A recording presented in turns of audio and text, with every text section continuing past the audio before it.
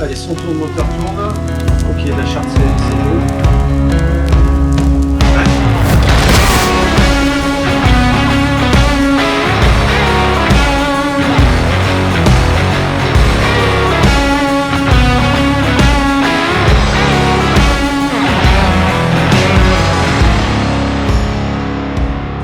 Et bonjour et bienvenue dans cette nouvelle vidéo de l'atelier, comment tourner un court-métrage partie 2. Aujourd'hui on va parler tournage, montage, étalonnage, mixage, tout ce qui finit en H finalement.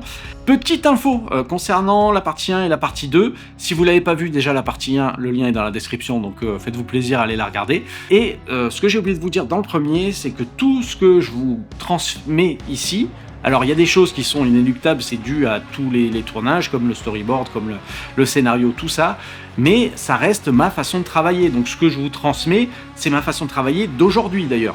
Donc c'est pas dit que dans 6 mois, 1 an, je fasse pas une petite mise à jour en vous disant bon bah à l'époque je travaillais comme ça, maintenant je travaille comme ça. Voilà, c'était juste pour vous prévenir que c'est ma façon de faire d'aujourd'hui et en aucun cas je dis que c'est la façon absolue de travailler. Voilà, ça c'était important que je vous le signale. Donc voilà, on attaque avec la partie tournage.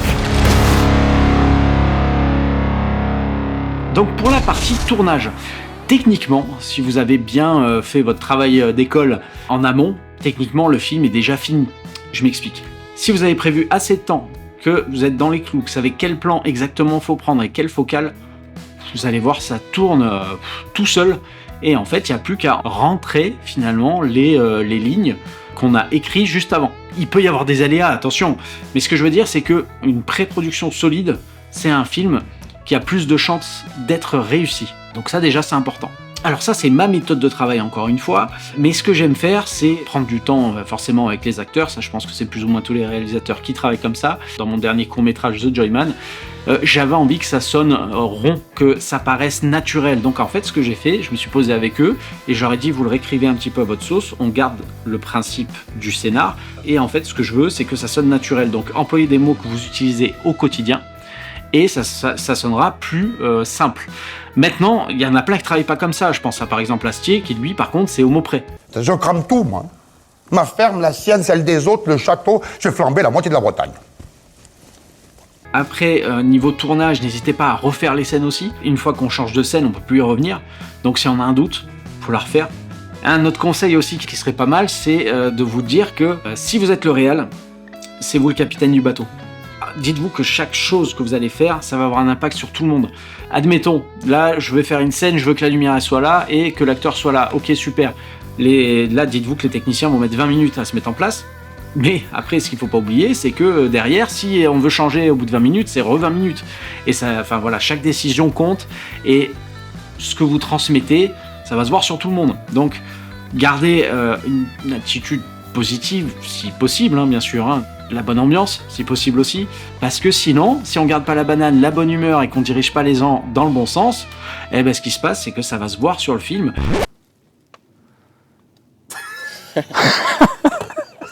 Si on a des acteurs qui sont mécontents, ou bien, je sais pas, que ça se passe pas bien avec l'équipe, ou quoi que ce soit, ben ça va se transmettre dans l'image. On est sur un moment de fiction, on peut pas rater. Techniquement, on a des jours, le jour A c'est ça, le jour B c'est ça, donc on peut pas se permettre de perdre du temps sur des petits problèmes. On peut voir ça en dehors à la limite. Mais ça, c'est un petit conseil, voilà, que je vous donne comme ça, c'est cadeau. Non, mais ça me fait plaisir, voilà, c'est comme ça. Alors, première chose à faire une fois qu'on a tourné donc tout notre film, on se retrouve donc avec tout un tas de rushs différents. Donc, ce que je vous conseille déjà dans un premier temps, c'est d'identifier ce qui suit à votre logique de timeline. Dans l'idée, soit vous faites une timeline lambda, c'est-à-dire qu'en fait on va partir vraiment du point A au point B dans l'histoire. Par exemple, je pars hier et je finis aujourd'hui, ou je peux très bien faire un morceau d'aujourd'hui pour reprendre hier. Moi c'est ce que j'ai fait dans Division, hein. J'ai pas fait vraiment une histoire linéaire, j'avais envie de tester cette approche-là. Donc dans un premier temps, ce qu'il faut faire, donc, ça va être de dérusher tout simplement, donc d'identifier les plans qui sont bons de ceux qui ne le sont pas. Techniquement, si vous avez eu un assistant, hop, normalement il a coché, vous savez déjà ce que vous pouvez mettre de côté, mais admettons que vous les avez pas, vous pouvez toujours checker donc vos fichiers. Je vous conseille l'onglet ici, l'onglet Cut, qui est pas mal pour identifier, pour dérocher. J'ai trouvé ça vraiment top. Admettons, là, en fait, j'ai mon master ici. Donc là, j'ai créé tout un tas de dossiers pour être tranquille. C'est des dossiers qui sont dans DaVinci, qui sont pas dans mon ordinateur. On peut vraiment s'amuser à faire tout un tas de fichiers. Comme ça, on s'y retrouve très facilement. On va donc partir sur les scènes de Leroy, qui est le sniper de cette histoire. Et admettons, tiens, il y a ce plan-là qui m'intéresse. C'est un exemple. Là, en fait, ce qu'il y a de super, c'est qu'en cliquant 2 fois, je peux savoir, tout simplement, en fait, je peux aller verrouiller. J'ai aussi l'analyse donc du waveform. Ça, c'est plutôt cool. Alors là, le plan il monte parce que du coup, j'étais à la main et du coup, je lui parlais. Donc forcément, ça tremblouille un petit peu. Alors là, on va dire que c'était la première prise. Là, par exemple, donc j'ai dit tu fais ci, tu fais ça. Ok, donc là, il y a une deuxième prise, par exemple. Et j'ai qu'une portion qui m'intéresse. Alors là, par exemple, je vais mettre un point in, un point out pour avoir que cette portion. On va faire l'essai ici, par exemple. Je veux cette partie ici parce que là, c'est parfait pour moi, j'ai mon entrée. Je clique I, ça fait in. C'est un point in, tout simplement. Là, hop, je veux que ça s'arrête ici. Je mets un point out, O. La touche O, raccourci direct. Donc, raccourci in, I, raccourci out, touche O. Et en fait, cette portion-là, donc du coup que je vais choisir, quand je vais la mettre dans la timeline, ça va être précisément la partie in et out qui vont se mettre directement dans la timeline. Donc ça, c'est un gain de temps fou. Autre chose qui est pas mal aussi, ça va vous plaire, je pense. Ici, vous avez, donc techniquement, ça c'est votre vidéo. Ici, vous avez les infos. Et ça, c'est pas mal. On peut rajouter un petit peu ce qu'on a envie. On peut rajouter, par exemple, scène 6. C'était le shot 2, par exemple, le plan 2. Et c'était la prise 3. Par exemple, c'est totalement aléatoire. Ce qui est super, c'est que du coup, quand je vais chercher directement dans mes dossiers donc, que j'ai créés au préalable, je vais avoir, là par exemple, là j'avais écrit scène 1, plan 7. Donc là, pour s'y retrouver, c'est pas mal. Là, j'ai rien écrit parce que ça, je savais que j'allais pas le garder. Donc ça, c'était pour la partie dérochage. Ensuite, au niveau du montage, là, je vais vous montrer un petit peu ce que j'ai fait. Alors là, il y a tout un tas de timelines, mais on va rester sur la timeline de base parce que sinon, on va se perdre dans des explications diverses. Déjà, ce que je peux vous dire, déjà dans de la fiction, du montage fiction, les transitions DaVinci Resolve, merci, au revoir. C'est pas la peine de prendre du temps là-dessus. En ciné, il n'y a pas de transition comme ça, c'est même pas la peine d'y penser. On reste sur des cuts classiques ou des transitions, mais alors visuelles, c'est-à-dire qu'on les a fait à la caméra. Je vais finir dans le mur et après je ressors du mur pour aller ailleurs, par exemple. Il y en a beaucoup dans Stranger Things. Alors j'ai pas regardé la série, j'ai juste regardé quelques épisodes et c'est vrai qu'il y a énormément de ces transitions-là. C'est le premier truc qui me vient. Mais il y a beaucoup de films comme ça où ils font des transitions justement à la main, mais sinon voilà, tout ce qui est transition, on oublie. On fait du plan de coupe. Donc je vais vous montrer un petit peu ce que j'ai fait donc, pour Division 0,2. Donc j'ai mis du temps, j'ai choisi donc les plans qui me paraissaient moi le mieux. Je me suis amusé donc à faire des petits changements, à bidouiller de manière à ce que ça me plaise. Alors j'ai rajouté quelques effets aussi en transparence. Par exemple sur le sniper ici. Alors ça par exemple, le petit voile bleu, c'est un petit effet que j'ai rajouté. Je me suis dit que c'était sympa. On n'est pas obligé d'aimer, mais moi je trouvais ça cool. Je trouvais que ça allait un petit peu avec l'ambiance. Alors ça, pareil, je l'ai ajouté. Alors il dure un quart de seconde. C'est vraiment léger. C'était pour que ça claque un peu au début, mais on n'est pas du tout obligé. C'est un petit côté, je dis bien, Metal Gear Phantom Pain. Voilà, c'est pour ceux qui connaissent. En fait, Metal Gear Phantom Pain, il y a beaucoup justement de flares bleus qui apparaissent comme ça. Et ça, voilà, c'était un petit clin d'œil, on va dire, à Metal Gear.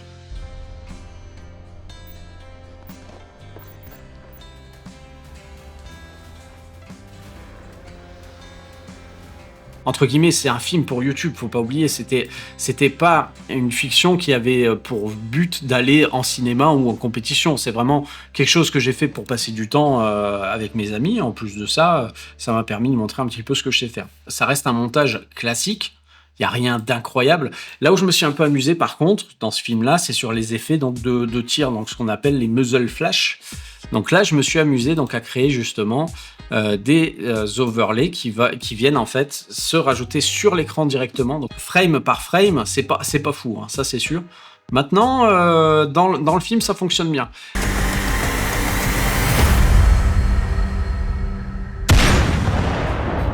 Là, je me suis amusé par contre. Alors, c'est pas quelque chose que je vous conseille forcément si vous voulez faire de la grosse fiction, vraiment travailler. C'est pas le but de faire vraiment du muzzle rajouté sur l'image, mais c'est comme ça que ça se fait la plupart du temps. Maintenant, au niveau des lumières, tout ça, j'ai un peu inventé la lumière que produisait le flash.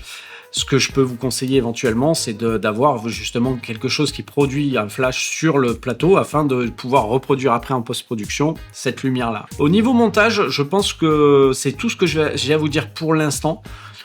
Mais si vous avez des questions, si vous avez des idées ou que vous avez envie de partager votre retour sur le montage, n'hésitez pas, hein, en dessous c'est chez vous, votre espace commentaire, vous faites un petit peu ce que vous voulez, donc on pourra en parler tranquillement. Et on va passer au mixage audio. Alors là, au niveau du son, ce que j'ai fait pour ce film-là, donc il y a pas mal de pistes, parce que je voulais vraiment bien séparer chaque piste, parce que comme je l'ai dit, au niveau du son, j'ai fait un enregistrement qui était pas fou, donc là j'ai vraiment passé du temps à bien découper. Donc ce que j'ai fait des pistes tout simplement découpées, pour donc Slug pour Leroy. J'ai fait une radio voix, donc quand il se parle au talkie-walkie, la voix du commandant, donc c'est moi, hein, si vous me voyez, je suis dans le film et la voix c'est la mienne. Donc voilà, j'ai fait plusieurs pistes de FX, des bruits de pas parce que du coup j'avais mis une reverb particulière, musique 1, musique 2, des musiques d'ambiance forcément, ça c'est obligatoire.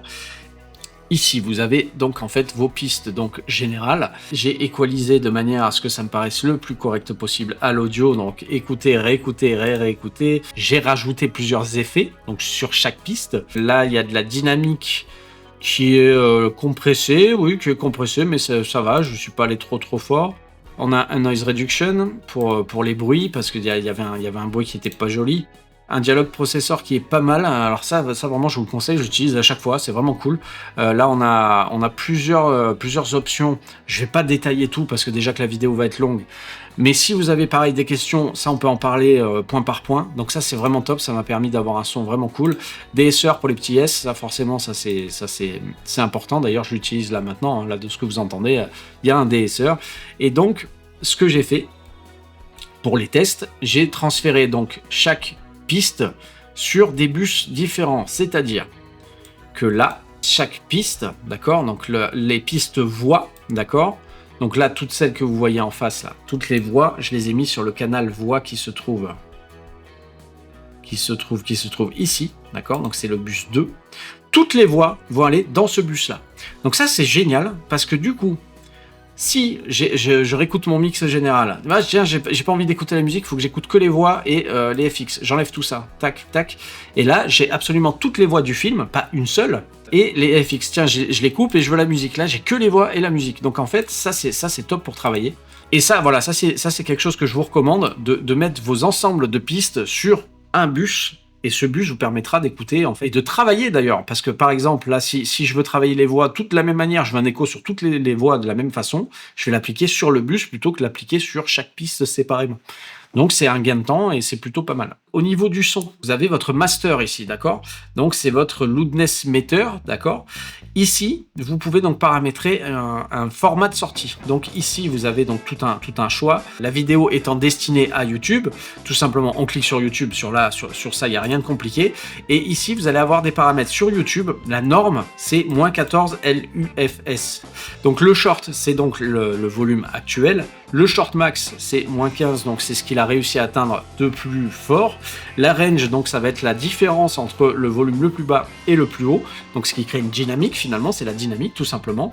Et l'intégrated, c'est ça qu'on va chercher. Donc cette intégrated là, c'est en fait notre Saint Graal, c'est ça qu'on va chercher, parce que si on est trop loin en fait de cette intégrated, donc du volume général, du son, YouTube va compresser votre son et le son va être de moins bonne qualité. Donc là-dessus, il faut bosser un petit peu, il faut prendre un petit peu le temps de tester. Le -14, c'est pas facile à obtenir tout de suite, mais quand on prend le truc, ça va. Ce que je peux vous dire aussi, c'est qu'admettons YouTube, on est à -14, on va être par exemple à -24 sur des normes cinéma, par exemple. Donc chaque plateforme a ça à son niveau. Puis c'est ça qui va faire finalement que votre son sera audible, puissant. Est-ce que vous voulez plus de dynamique ou moins? Ça va dépendre. Est-ce que vous voulez des moments calmes avec, par exemple, des effets de tir très forts qui vont rehausser le truc? Donc là, vous voyez, là on a un integrated de -15, on s'approche du -14. Integrated, c'est vraiment la moyenne de tout le film, hein. Donc c'est pour ça qu'il faut laisser tourner un petit peu.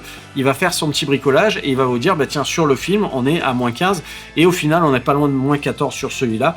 Donc c'est tout pour la partie mixage pour l'instant. Si vous avez des questions, toujours pareil, dans l'espace commentaire est fait pour vous. Donc voilà, on se retrouve tout de suite pour la partie étalonnage. Et ça va être cool.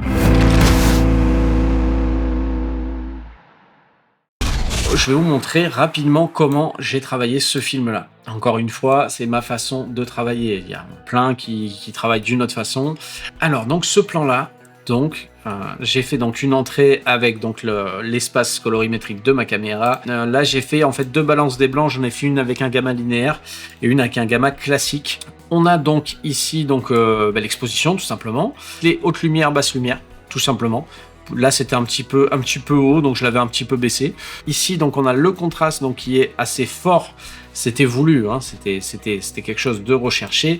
Les couleurs générales, donc en fait, voilà, j'ai calmé un peu le vert parce qu'il était vraiment puissant. Ici, donc, j'ai fait une teinte sélective, c'est-à-dire qu'en fait, je suis venu chercher juste la peau.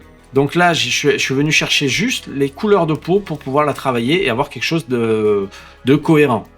Sinon, de base, on était plutôt dans quelque chose de gris. On était à l'ombre. Donc, à l'ombre, les peaux ressortent de suite bleutées. Ici, donc, on a les couleurs de fond.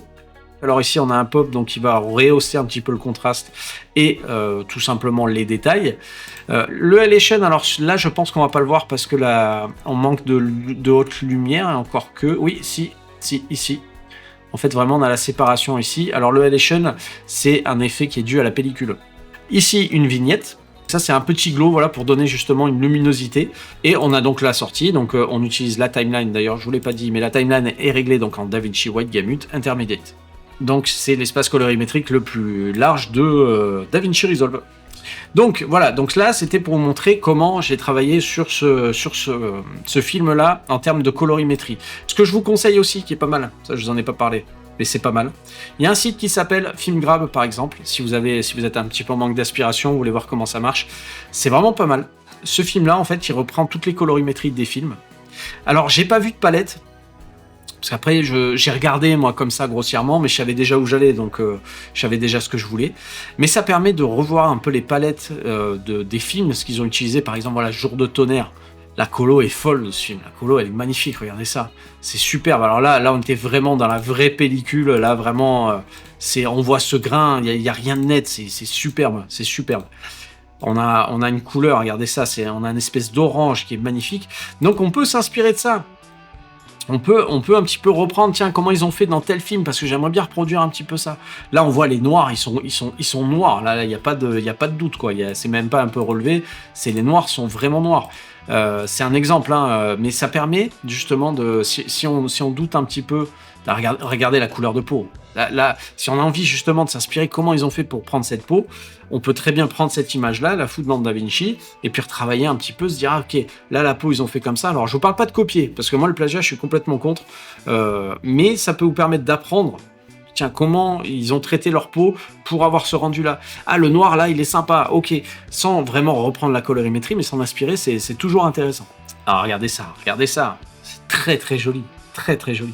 Très peu de détails, mais d'ailleurs, si vous l'avez pas vu, ce film, il est vraiment super. Il y en a un tas de films géniaux.